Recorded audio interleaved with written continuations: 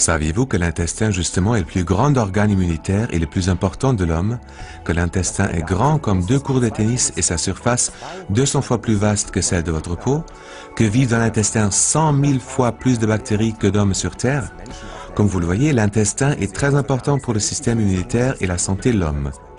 Mais comment fonctionne-t-il exactement? Des myriades de bactéries colonisent l'intestin. Elles se laissent classer en quelques 400 souches différentes. Les bactéries promotrices de la santé sont les bactéries probiotiques. Les autres, elles rendent malades.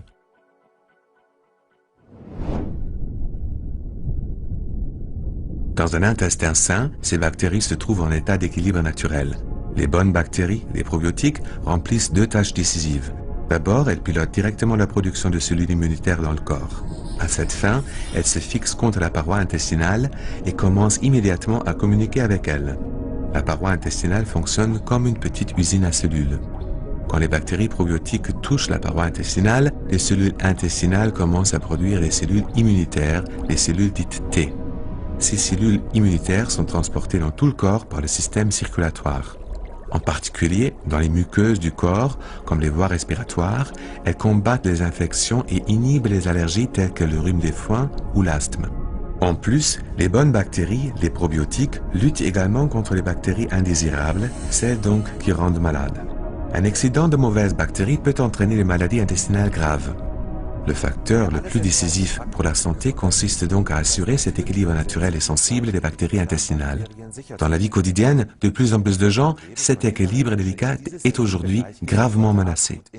Consultons à ce propos un expert, le professeur Robert Clancy, immunologiste australien et spécialiste en probiotiques. Professeur Clancy, pourquoi est-ce que nos bactéries intestinales perdent l'équilibre et comment est-ce que cela nous rend malades?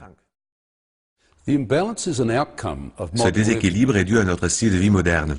Par exemple, à une hygiène exagérée dans l'enfance, mais aussi au stress, au fait de fumer et à la consommation d'alcool.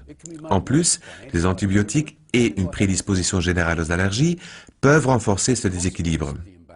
Cela empêche le système immunitaire de se développer correctement, fait qu'il augmente le risque d'infection, en particulier dans la zone des voies respiratoires et l'intestin. Nous contractons alors plus vite des allergies, le rhume des foins ou de l'asthme.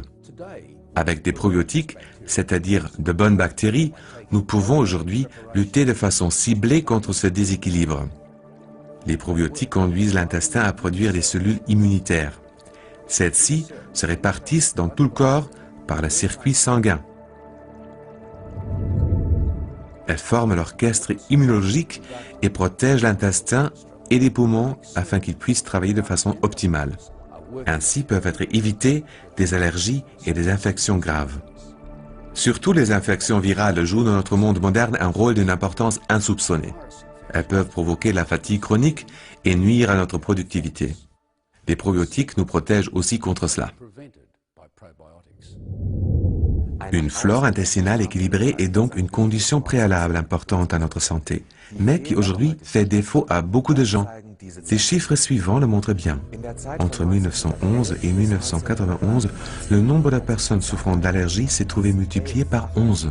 Aujourd'hui, rien qu'en Allemagne, un adulte sur 4 ou 5 souffre d'une allergie, soit 20 millions de personnes. Alors, que pouvons-nous faire pour que les bactéries qui nous rendent malades ne prennent pas le dessus dans l'intestin? Comment rétablir et assurer cet équilibre sensible? Les chercheurs ont constaté que les gens pouvaient vivre plus sainement en consommant régulièrement des souches de bactéries probiotiques.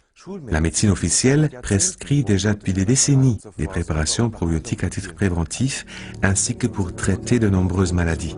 Si nous voulons soutenir notre santé avec des produits probiotiques, ceux-ci doivent toutefois remplir quelques conditions préalables importantes.